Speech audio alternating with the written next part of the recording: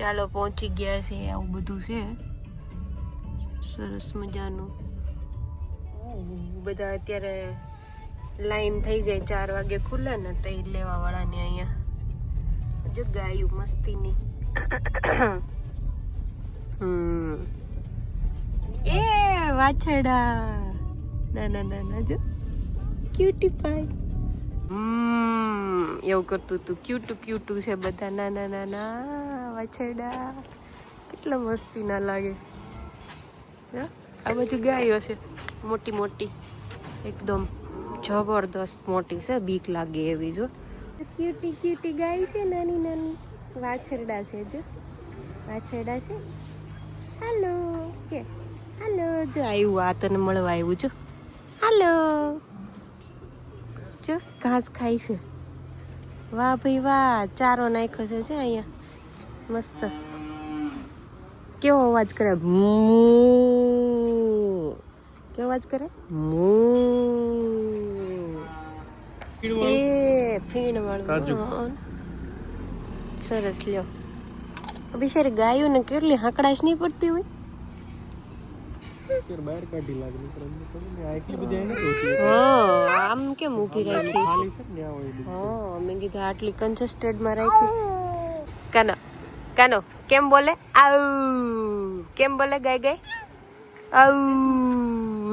કેવો ડાઘા જેવો કૂતરો છે. હું ઘડીક બી ગમી તો રીંછ આવ્યું કે હું મારા પાસેથી નીકળો ને આમ મારા ધબકારા વધી ગયા અચાનક. નહીં તો આ શું આવી ગયું. સરસ જગ્યા છે, બહુ મોટી. આની પાછળ આખું ખેતર છે એટલે ત્યાં ખેતી કરતા હશે. અને કેવડા મોટા મોટા ટ્રેક્ટર છે આ લોકો પાસે. સારું છે, મતલબ ખેતીવાડી અહીંયા જોઈને આમ મજા આવી જાય એવું છે. આપણે ત્યાં તો છે જ સરસ. અહીંયા જોઈને આમ આ બધા એપલના હશે ને ઝાડ ને એવું. અહીંયા એ લોકોનું ઓલું છે. શું? બીજો શાકભાજી વેચે છે. હે ઈ ઓલું છે ને. બાયો શાકભાજી બધું વેચે છે હોતે. અને સામે બધે જો ખેતી છે આખી એની. મસ્ત છે, મતલબ એમ મજા આવે એવું છે. એને તો મહેનત લાગતી છે બહુ વધારે, પણ આપણને જોવામાં સારું લાગે એમ. બધું મશીનરી અહીંયા શાકભાજી છે બધું મશીનરી બધી. જો અહીંયા કેવી મશીનરીઝ હોય આ લોકો પાસે. તો ઘણા ટાઈમ મતલબ હમણાં જે વિડીયોઝ મૂક્યા ને થોડાક લેટ હતા, મતલબ જૂના હતા, કેમ કે અમે બહુ જ બીમાર પડી ગયા હતા. છેલ્લો બ્લોગ મારો એ આવ્યો કે અમે બીમાર પડ્યા એ બધા.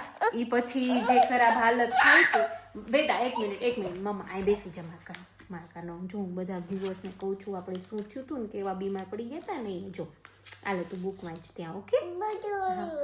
તો એમાં એવું થયું કે શરદી ઉધરસથી ચાલુ થયું હતું. પહેલાં વેદાને થઈ, પછી સિદ્ધાર્થને થયું, પછી મને થયું.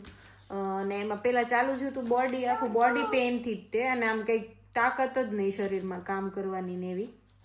પછી શરદી ઉધરસ ચાલુ થયા અને ગળામાં દુખવાથી ચાલુ થયું હતું. ગળામાં બહુ જ રેડનેસ આવી ગઈ હતી અને નકરો કફ જ નીકળ્યા કરે. મતલબ મને મારી કફની પ્રકૃતિ નથી એટલે મને ક્યારેય કફ થયો જ નથી એવો. એટલો બધો થયો હતો આ વખતે.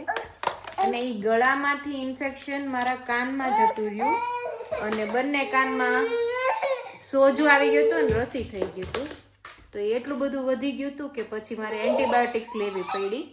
હા ચાલો હા મમ્મા તને શું આપે આમાંથી? અલ્યા કીટીને હગી કરી તો ઓ વાવ. પછી આમાં બેસી જતો તો ઘડી આમાં. હા તો એ ઇન્ફેક્શન એટલું વધી ગયું હતું ને કે એન્ટીબાયોટિક્સ લેવી પડી ને. એન્ટીબાયોટિક્સ લીધી ને તો એ લોકોએ મને એસિડિટીની દવા નહોતી આપી અહીંયા, અને મારી પાસે ઘરે હતી નહીં. તો મેં એસિડિટીની દવા લીધી ને તો હું હાવ એવી થઈ ગઈ ને કે હું કાંઈ ખાઈ ન શકું, નકરું ઉલટી જેવું થાય અને કાંઈ બેડ ઉપરથી ઊભી ન થઈ શકું. અને સિદ્ધાર્થને થોડુંક સારું હતું ને તો એણે પાછી સિકલીવ શું કહેવાય પાછું જોબ પર જવાનું ચાલુ કરી દીધું હતું. તો એક દિવસ તો મારા માટે એટલો ડિફિકલ્ટ હતો ને કે હું ઊભી ન થઈ શકું. આને મજા નહોતી તો હું એનું માંડ ખાવાનું બનાવી શકું ને એવામાં કુકર ખરાબ થઈ ગયું ને મને એક બાજુ લોચા વળે બીપી લો થઈ ગયું હતું અને બસ બેભાન થવાની તૈયારીમાં જ હતી. અને સિદ્ધાર્થને ફોન કરું તો એને ઓફિસ હોય એટલે મેળ ના આવે ને. પછી મેં મારા સાસુને ફોન કર્યો કે ભાઈ જો મને આવું થાય છે, જો હું બેભાન થઈ જાઉં તો તમે વોટ્સએપ કોલ કરી લેજો સિદ્ધાર્થને કે ઘરે જાય એમ. એને 1 કલાકની વાર હતી. હવે જો એને ફોન કરું ને તો એ પાછા ઘરે આવતા રહે ને પછી એને એક્સ્ટ્રા અવર્સ ભરવો પડે અને અત્યારે પોસિબલ નથી એક્સ્ટ્રા અવર્સ કરવાનું. તો મેં કીધું મેનેજ કરી લો. તો એ ટાઈમે પછી લીંબુ પાણી પીધું. મેં મારી બેનને ફોન કર્યો એ ટાઈમે અને બરાબર અમારા એક ફ્રેન્ડને કીધું હતું કે એની પાસે એસિડિટીની દવા હતી ને કે તું એસિડિટીની દવા મને દઈ જાજે. તો એ જ ટાઈમે બરાબર આવ્યો ને મેં કીધું તું ભગવાન બનીને આવ્યો છો. પછી એસિડિટીની દવા લીધી ને તો થોડું સારું થયું અને એને બિચારાએ મને થોડાક પુડલા ને એવું બનાવી દીધું. અને વેદાને મેં ખીચડી બનાવી પણ કુકર ખરાબ થઈ ગયું હતું ને તો ખીચડી નહોતી બરાબર બફાણી. તો પછી પુડલા એને ખવડાવ્યા તો એની પછી સારું. ઈ ટાઈમ હું ક્યારેય નહીં ભૂલી શકું મારી જિંદગીમાં, કેમ કે એવું સિચ્યુએશન મારી યારે ક્યારેય થઈ જ નથી એટલી ખરાબ. હા, તો એટલે હું મારી બેન જે ડૉક્ટર છે એને થેન્કફુલ છું અને આ જે અમારા ફ્રેન્ડ સ્ટુડન્ટ્સ અહીંયા છે ને એને થેન્કફુલ છું. એ લોકોએ જે હેલ્પ કરી છે મારી હું ક્યારેય નહીં ભૂલું જિંદગીમાં. અને સાથે સાથે હેલ્પલેસ ફીલ થાય. હા આમ જોતો બેસતો આપણે જોતો વાત કરીએ, આમાં વાત કરવાની છે. હા, તો એટલું એમ થાય ને કે આપણે એકલા હોય ને. હા ચાલો. હા, તો એ એટલું ખરાબ હાલત થઈ ગઈ હતી ને કે વાત ન પૂછો. પ્લસ એન્ટીબાયોટિક્સ તો ચાલતી હતી પણ હું રાત્રે સૂઈ પણ નહોતી શકતી કેમ કે આને મજા નહોતી ને કન્ટિન્યુઅસ રોયા કરતી અને હું એને તેડી ન શકતી ને એ સિદ્ધાર્થ પાસે જાતી નહીં. એને બસ હું જ જોઈ અને એને અહીંયા મારી ઉપર સુવાની આદત છે તો એને મારી ઉપર રાખું ને તો મને એટલી ઉધરસ આવે ને કે હું શું કહેવાય સૂઈ પણ ના શકું. તો આરામ ન થતો અને એકલા હોય ને ત્યારે આપણે જલ્દી સાજા થઈ જાય પણ મને એમ લાગે આ છોકરાઓ થાય ને પછી થોડુંક ડિફિકલ્ટ થઈ જાય કે બીમાર પડીએ ને ત્યારે. તો અને અહીંયા જડદેન છે ને એન્ટીબાયોટિક્સ આપે નહીં તો મારે બહુ સિવિયર થઈ ગયું ને પછી મને એન્ટીબાયોટિક્સ આપી એણે એટલે સાજું થતા થોડું. હજી મને થોડુંક ઇશ્યુ છે જ કાનમાં, હજી ધાક પડી ગઈ છે ને ખુલ્લી નથી તો પાછી ગઈ હતી મેડિસિન લેવા તો મતલબ બતાવવા. તો એણે મને મેડિસિન આપી અને કે હજી ન ખુલે ને તો પછી ENT પાસે કાનના ગળાના ડૉક્ટર પાસે મને મોકલશે તો પછી ફર્ધર કદાચ એન્ટીબાયોટિક્સ લેવાની થાય. I don't know.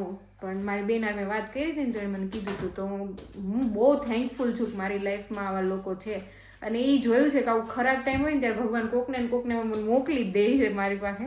તો હું બહુ ગ્રેટફુલ છું કે આવો ખરાબ ટાઈમ હતો બટ સ્ટીલ મને હેલ્પ મળી ગઈ હતી. એવો હતો જ્યારે હું એકલી હતી ત્યારે મને એવું ફીલ થયું કે ઇન્ડિયા હોય ને તો બહુ સારું પડે અને હું પહેલેથી જ એ સાઈડ જ છું કે મારે અહીંયા નથી રહેવું જાજો ટાઈમ.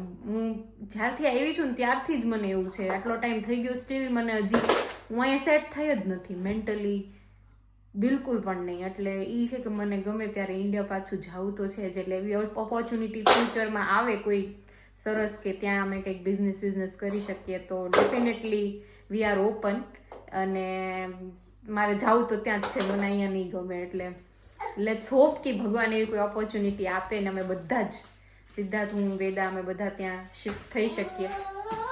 અને બાકી જો આવી રીતના અહીંયા રહેતા હોય ને તમારી આસપાસ કોઈ આવું બીમાર હોય ને સફર કરતું હોય તો ડેફિનેટલી તમે લોકો હેલ્પ કરજો જે બહાર રહેતા હોય એને માટે.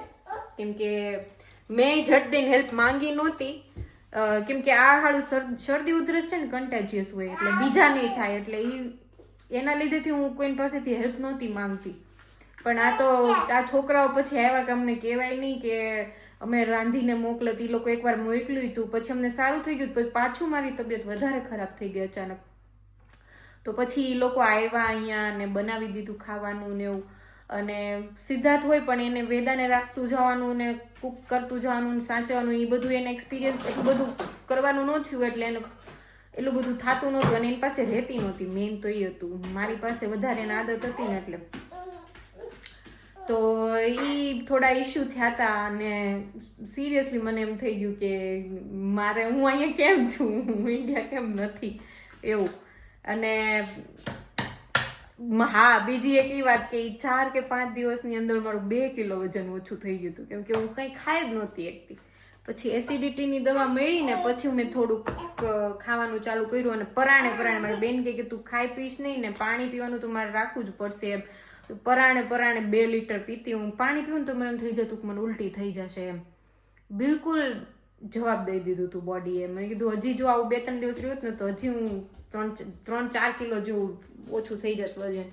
એટલે એ થઈ ગયું, એ બહુ વધારે વીકનેસ આવી ગઈ. સડનલી 2 કિલો ઓછું થઈ ગયું ને એટલે તો હજી હવે થોડુંક એવું બરાબર લાગે. એને 2 વીક થઈ ગયા મારે આ બધું થયું હતું એને, બટ સ્ટીલ હજી થોડીક વીકનેસ લાગે. પણ હવે ખાવાનું વધારે મેં કરી દીધું છે થોડુંક, એટલે પાછું રેડી થઈ ગયું છે, વાંધો નથી બહુ એવું છે. અને વેદાને એમ સારું છે, જો ને નકરું રખડા કરે અને વાંય દોડ્યા કરે નકરી. એને સારું છે વેદાને. તે હવે થોડીક ઉધરસ છે, રાત્રે આવ્યા કરે છે, પણ એમ કઈ વાંધો નથી. બીજો ડોક્ટર આલે જાતે ખા, ડોક્ટરને બતાવ્યા હતા તો એને હું અઠવાડિયામાં 3 કે 4 વાર લઈ જતી. મને હાડું ઇન્ડિયામાં એકવાર એને થોડુંક ન્યુમોનિયાની અસર થઈ ગઈ હતી ને, એટલે મને બહુ બીક લાગે. એને શરદી ઉધરસ થાય ને એટલે હું વારે લઈ જ જાઉં એને બતાવવા. મેં કીધું ડૉક્ટર એમ કહેતા છે કે બેન હવે તમે ન આવતા. એવું તો એક આ અપડેટ હતી મારી અત્યારે. વચ્ચે મેં પછી બ્લોગ જ નહોતું બનાવ્યું કાંઈ, કેમ કે મારી હાલત જ નહોતી એટલી, કંઈ કરવાની ઈચ્છા થતી જ નહોતી. આટલું હેલ્પલેસ મને ક્યારેય ફીલ નથી થયું. તો એ અને ભગવાન કરે કોઈને પણ આવી સિચ્યુએશન ના આવે, હું તેવું જ પ્રે કરું. અને આવે ને તો એવું કે આસપાસ તમારી કોઈ હેલ્પ હોય ને તો સારું એમ. એકલામાં તો એમાં બહુ અઘરું પડી જાય હાડું.